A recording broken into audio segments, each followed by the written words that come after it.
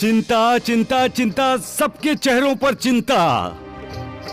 इस संसार में चिंता से ही इंसान दुखी होता है, क्योंकि चिंता दुख की जननी है। जो इस रहस्य को जानता है वो कभी दुखी नहीं होता। फिर तुम लोग चिंता में क्यों डूबे हो? बाबा, मालिक पर विश्वास करो, उस पर श्रद्धा रखो, उस पर अपनी सारी चिंता उस पर छोड़ दो।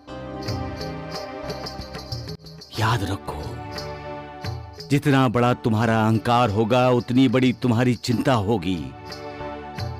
ये मेरा है, वो मेरा है, जब तक ये भावना दिल में जागती रहेगी तुम फिक्रमंद रहोगे ही रहोगे।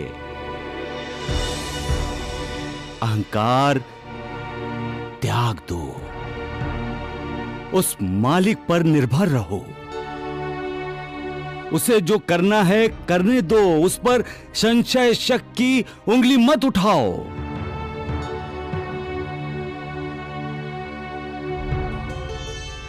अपने इस शरीर को ही उसका मंदिर बनाओ। भूल जाओ अपने आप को, फिर चिंता तुम्हें तंग नहीं करेगी।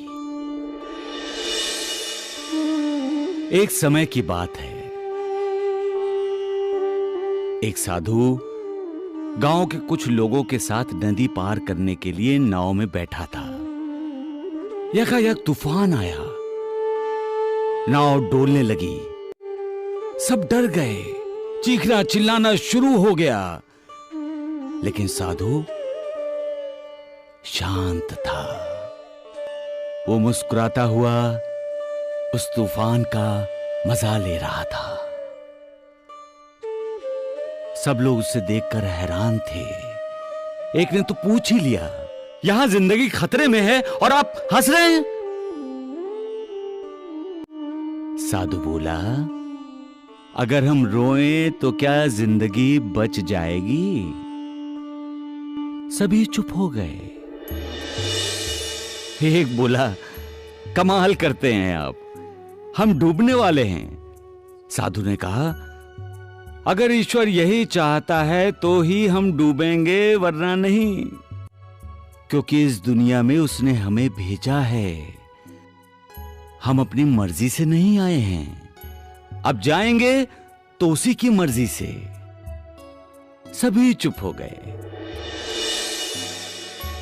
तब साधु ने कहा, कर्ता, करने वाला वही है, फिर हम चिंता क्यों करें? उस पर विश्वास करो, वो कभी किसी का बुरा नहीं करता, और वो जो करता है उसके पीछे भी सबका भला छिपा होता है।